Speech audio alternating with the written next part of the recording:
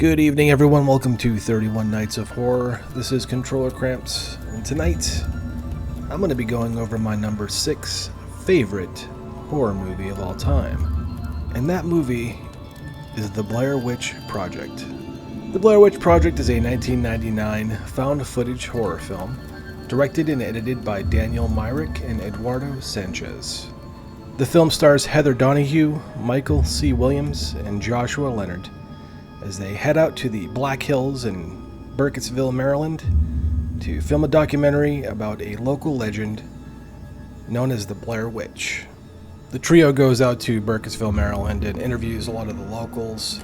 There's one woman in particular that says that she had seen what she thought might be the Blair Witch in the woods. Is an old woman, and there was others that don't think there's any truth to the Blair Witch legend. So then they head out to the woods, and they have a hike, and they go out there and they go to this place called Coffin Rock. So legend has it that Coffin Rock is a place where 5 men were found murdered, and their bodies were sort of displayed on this rock in sort of a Satanist way, possibly. And I think their bodies were later found missing, like they couldn't find them, they disappeared. But they find a couple of fishermen out there, and one of them thinks that the woods are haunted, and the other one basically just thinks that the whole thing's a bunch of bullshit. So at this point it's getting kind of late, and they decide to set up camp, and they go to sleep. It's raining by this time as well. They go to sleep, and the next morning when they wake up, Josh says he heard weird noises the night before, and what he thinks could have been a definite cackle, like a witch's cackle. That morning they head out to the cemetery and get a little bit lost on the way, and tensions are kind of rising a little bit with the group. But they end up getting there, and the cemetery is basically just a bunch of stacked stones, like little piles of stones. And they find these weird sort of nests with rocks in them and the trees and stuff. And they're wrapped with like vines and things like that. It's kind of weird.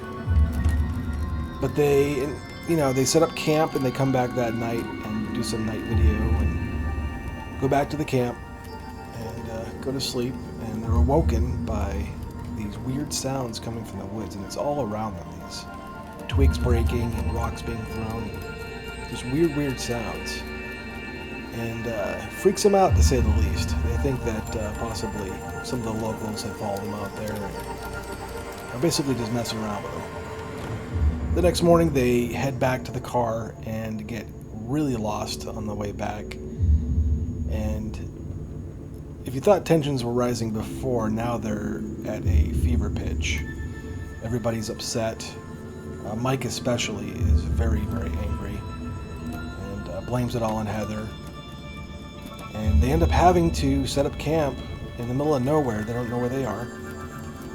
And things that night take a turn for the worst. They hear more sounds, and this time they can definitely hear what sounds like footsteps coming from all around them. And it really unnerves them, really freaks them out. And after a night of this, they wake up in the morning and they find 3 piles of rocks, like they saw at the cemetery, stacked all around their tent. And needless to say, this really freaks them out. They try working their way back to the car the best they can, but they're just so lost at this point, and Heather cannot find the map anywhere.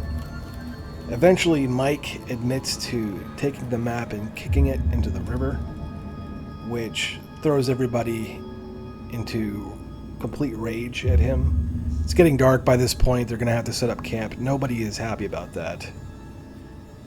Sure enough, that night the noises are even worse.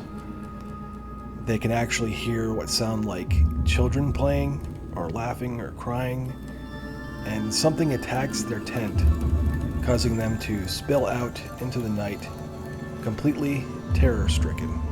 Things keep getting worse for the trio. One of them goes missing, and the remaining 2 continue to be terrorized by what at this time is obviously a supernatural presence or force. And the ending of the movie is one that is not to be forgotten. It is a very, very freaky ending.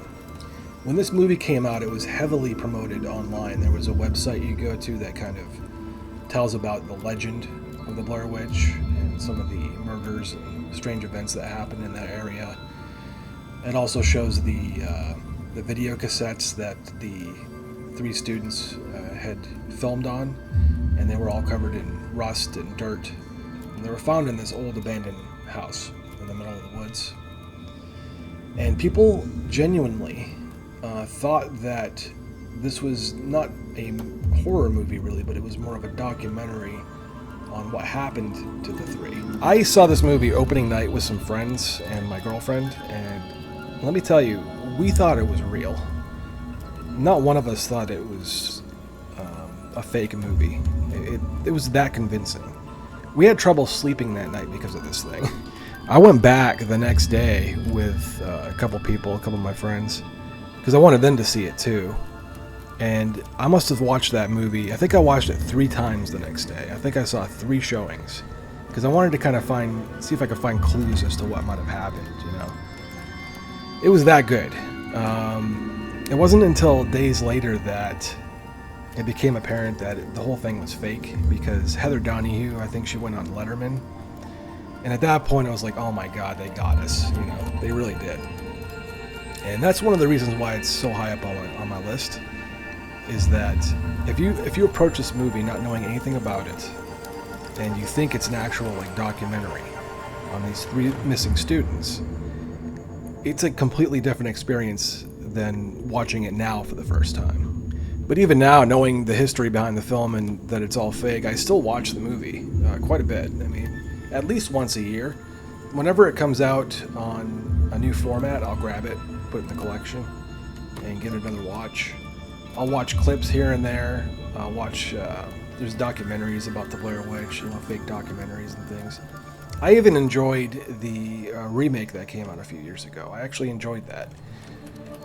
Even going into it knowing that it's fake. I think because, you know, seeing the movie opening night like I did, and having that, it had such an impact on me, on my psyche, that it's just a part of my life now almost. And when I first started making my list of the 31 favorite horror movies, I actually had it a little bit further up the list. I think it was number 3, because it just had such an impact on me.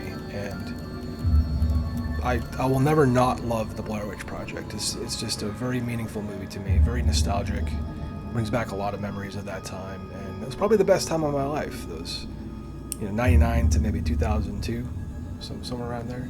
Probably the best years of my life, and it's always going to mean something to me.